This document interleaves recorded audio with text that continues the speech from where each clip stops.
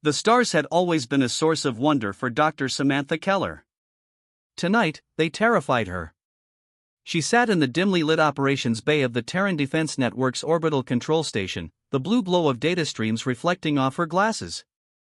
Around her, the quiet hum of servers and the low murmur of analysts filled the room with an artificial calm. Earth's night side spun beneath them like a dark marble, its cities glittering with the faint pulse of human civilization. It should have been a routine watch. But then the first signal came through. At first, it looked like static, irregular pulses bouncing across a frequency band no human technology had ever used. The AI core caught it before any of the human operators did, isolating the signal and running it through the latest Arcadia relay decryption suite. Samantha leaned forward, her heart skipping a beat as alien glyphs began to form on the screen. "Is that," her assistant, James Avery, started. "Quiet," Samantha said sharply, her eyes locked on the display. She typed in the command for full linguistic rendering. The machine worked quickly, its translation matrix aligning itself with known lexicons from dozens of previously decoded fragments. The alien text resolved into something disturbingly clear. Species designation, human. Threat class, category red. Galactic protocol initiated, containment required. The room seemed to grow colder. James slowly stepped back from the console. "That can't be right. Category red is extinction level," Samantha said flatly, her stomach tightening. "It means they think we're too dangerous to exist." James looked pale under the glow of the monitors. "But we've never attacked anyone. We've barely even met anyone." "That doesn't matter," she replied. "Their risk models don't classify on intent. They classify on potential." She saved the transmission, encrypting it with a triple lock key, and immediately called the command director. "Priority alert. I'm flagging an Alpha Black situation. Tell Washington to wake up." By dawn, Samantha was on a hypersonic transport to Earth. The Situation Room under the White House was already crowded when she arrived, escorted by two grim-faced military police. Screens along the walls displayed projections of alien fleet movements, data readouts, and the decrypted transmission she had intercepted. General Marcus Holloway stood near the head of the table, broad-shouldered and tired-looking in a half-buttoned uniform. He had clearly been woken in the middle of the night. "Dr. Keller," he said, nodding once. "I understand you were the one who caught this." "Yes, sir," she said, taking her seat near the president. The signal was broadcast on an interstellar coordination channel. Not directed specifically at us, but about us. The decision wasn't political. It was algorithmic. Whatever process they used to classify civilizations just concluded that humanity represents an unacceptable risk. President Evelyn Cross sat at the far end of the table, her posture rigid, her expression unreadable. She was a tall woman with streaks of gray in her dark hair, a leader who had seen crisis before, but nothing like this. "What kind of risk assessment results in a Category Red classification?" she asked. Samantha hesitated before answering. "In the little we've deciphered of their protocol, red is reserved for species that are either hyperaggressive or hyperadaptive. It usually precedes full-scale containment measures, occupation, sterilization, or worse." The room fell silent. Admiral Jonathan Price, head of Space Command, finally spoke. "Madam President, we're already seeing unusual movement along the outer system perimeter. Long-range drones picked up multiple unidentified vessels diverting course toward Sol.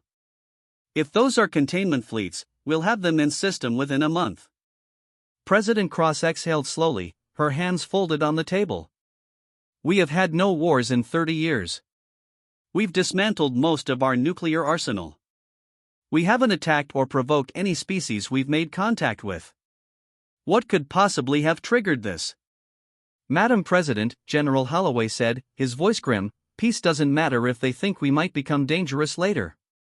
They could be looking at our history, our wars, our technology, even our population growth, and projecting forward. Maybe they decided it's safer to erase the risk now, before we spread any further." James Avery, who had accompanied Samantha, cleared his throat nervously. "Or maybe they just don't like uncertainty. Every alien we've met so far has been predictable.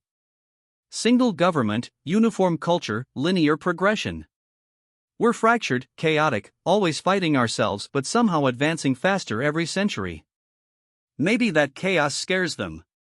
Then they're right to be scared, Holloway said, his jaw tightening. Because if they come for us, we won't go quietly. President Cross looked around the table, weighing every face, every option she didn't have. Admiral Price. How ready is the fleet? He hesitated. We have a handful of heavy cruisers and 3 operational capital ships. Enough for deterrence against pirates or small-scale skirmishes, not for a full-on containment fleet. Not for whatever this is. Samantha leaned forward. Then we need to prepare for the worst now. Not next week. Not when they're already in orbit.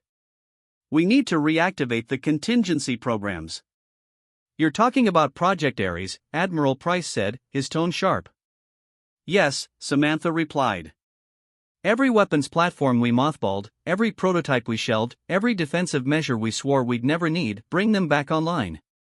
If they think we're a threat, then we have to be one. The president closed her eyes for a long moment. When she opened them, the decision was there, hard and cold. Do it. Full activation. Notify the UN Security Council and the planetary governors. From this moment forward, humanity is on a war footing. Hours later, Samantha stood on the balcony outside the Situation Room, looking out at the Washington skyline. The sun was rising over the Potomac, staining the sky a soft orange. It was a perfect morning, the kind of morning that should have been peaceful. But she could feel it in her chest, a pressure that had nothing to do with altitude or fear. Somewhere, light years away, fleets were moving. Algorithms had been run, probabilities calculated, decisions made. A species had been weighed and judged too dangerous to live. And now the galaxy was coming to erase them. She clenched the railing, the cold metal biting into her palms. Humanity had been given its sentence, but the fight hadn't even begun.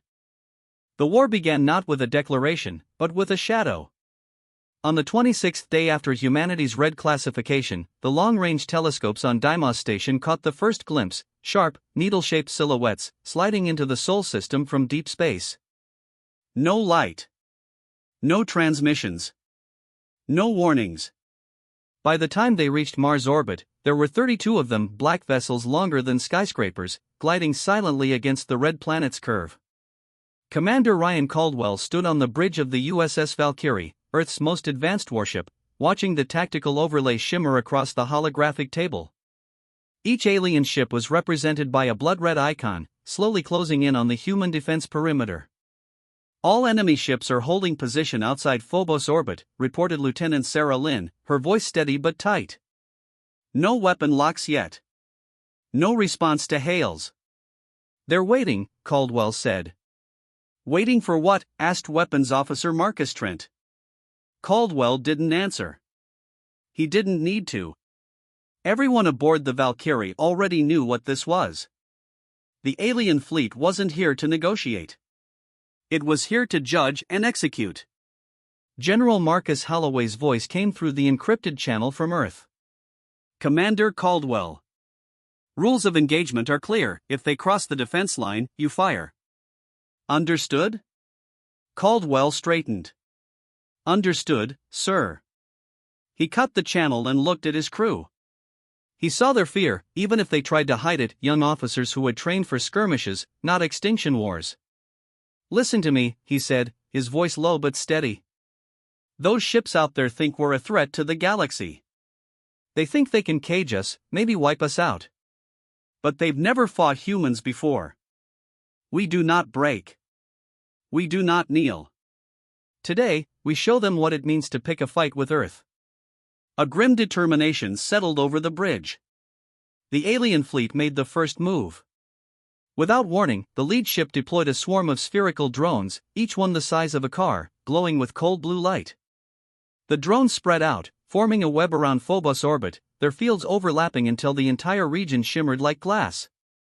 Gravity nets, Sarah Lynn said, her fingers flying across the console. If they activate those, they can pin anything, ships, stations, even Phobos itself. Not happening, Caldwell snapped. Weapons, target the closest node. Fire railgun, full charge. The Valkyrie's spinal railgun roared, sending a tungsten slug screaming across the void. It struck the first drone dead center, shattering it into a spray of molten shards. The alien fleet reacted instantly. Phobos lit up with blue-white fire as plasma beams lanced out from the enemy formation, so bright they burned across the Valkyrie's viewports. One of Earth's smaller escort frigates, Independence, took a direct hit and exploded in a flash of vapor, leaving nothing but a field of debris. Evasive! Caldwell barked. The Valkyrie banked hard, its inertial dampeners straining to keep the crew conscious. Multiple lock-ons. Trent shouted. Shields holding, barely. Caldwell's jaw tightened. Return fire. All batteries. The Valkyrie and the surviving human ships opened up with everything they had: railguns, missile barrages, point defense cannons. Kinetic slugs tore through alien shields, forcing their formation to shift. But the enemy adapted quickly. Their fleet moved with terrifying precision, reshaping into a spearhead formation and driving straight toward the human line. They're learning our fire patterns, Sarah said. If they close the distance, we won't last 5 minutes. Caldwell gritted his teeth. Then let's give them something they can't predict. He keyed the fleet-wide channel. All ships, scatter pattern Delta. Break formation. Make them chase us. There was a moment of hesitation. Breaking formation went against every naval doctrine they'd ever trained with, but then one by one, the ships obeyed. The human fleet dissolved into chaos, ships darting in every direction, some charging recklessly at the enemy, others looping around in wild flanking arcs. To an alien strategist, it must have looked suicidal, completely undisciplined. And that was exactly why it worked. The alien fleet hesitated.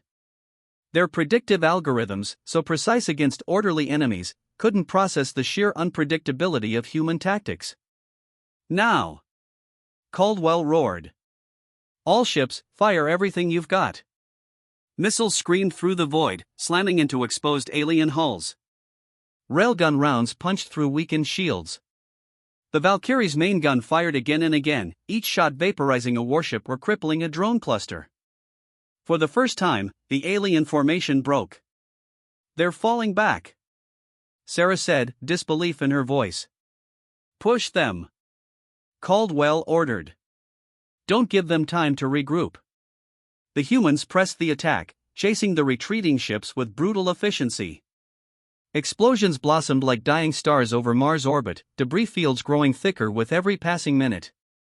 When the last alien ship jumped out of the system, limping and burning, the silence that followed was deafening. On Earth, Samantha Keller stood in the command center, staring at the live feed from Mars. The tactical map showed dozens of destroyed alien vessels, but also 7 human icons blinking red, marked as lost. 647 dead. She swallowed hard, her chest tight. They had won, but at a cost that felt almost unbearable. James Avery stood beside her, shaking his head. They're not going to stop. You know that, right? Yes, Samantha said quietly. But now we know something too. She turned to the room, her voice clear despite the weight in her chest. Their algorithms can't predict us. That's why they fear us. And that's why we can beat them. Aboard the Valkyrie, Commander Caldwell stood on the shattered bridge, staring out at the wreckage field. His uniform was streaked with soot, his crew exhausted but alive. He tapped the comm panel, opening a direct channel to General Holloway on Earth. Enemy vanguard neutralized, he reported. Mars is secure, for now. Holloway's gravelly voice came back after a pause.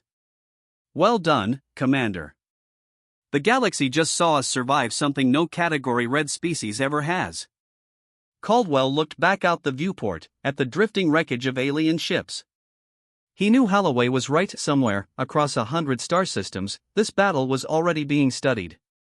Humanity had defied the judgment placed on them. And in doing so, they had confirmed every fear the galaxy had about what they might become. The galaxy had been watching. Every surviving drone from the battle over Mars had transmitted what it saw: humans scattering, fighting, winning. By the time the last alien ship limped back into Council space, 100 species had already seen the impossible, a Category Red species not only resisting containment, but defeating it. And so they came. Across dozens of star systems, fleets mobilized. Dreadnoughts were recalled from distant wars, harvest fleets were converted into troop carriers, and even species that had not fought a battle in centuries pledged ships for what the Council now called the human problem. They did not send one fleet this time. They sent 10. Commander Ryan Caldwell stood on the Valkyrie's bridge, staring at the holographic map of the galaxy. For the first time in months, the red icons did not point toward Earth. They were converging on a single star far away, Vega Prime, one of the galaxy's core worlds. "Intel confirms it," said Lieutenant Sarah Lynn, grim-faced. "They've gathered almost everything they have at Vega. Shipyards, command networks, council members. They're preparing a final mobilization to burn Earth to ash." General Holloway's voice came over the secure channel from Earth's War Council. "We can't wait for them to come to us this time.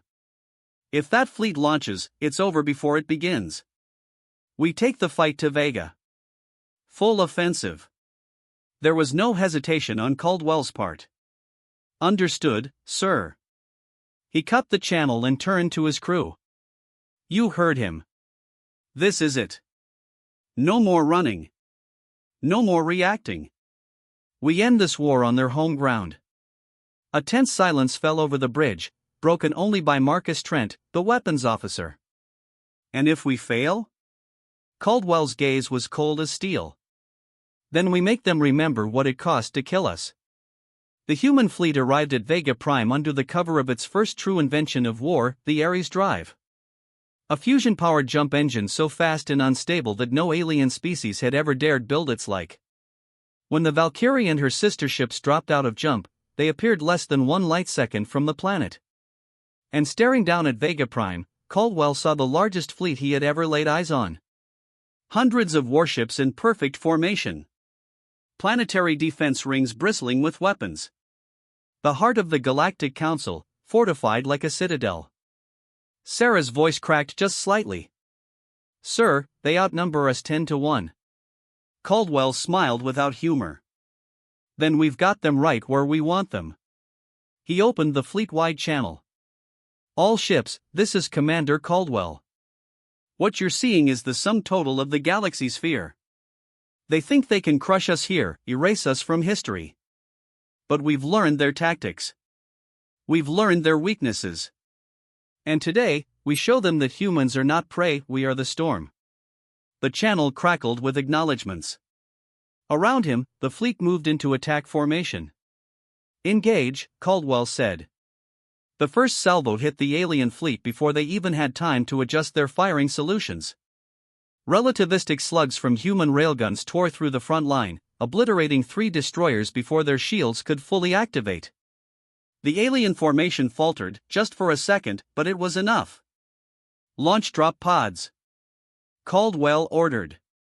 Hundreds of black capsules shot away from the human fleet, screaming toward Vega Prime's surface.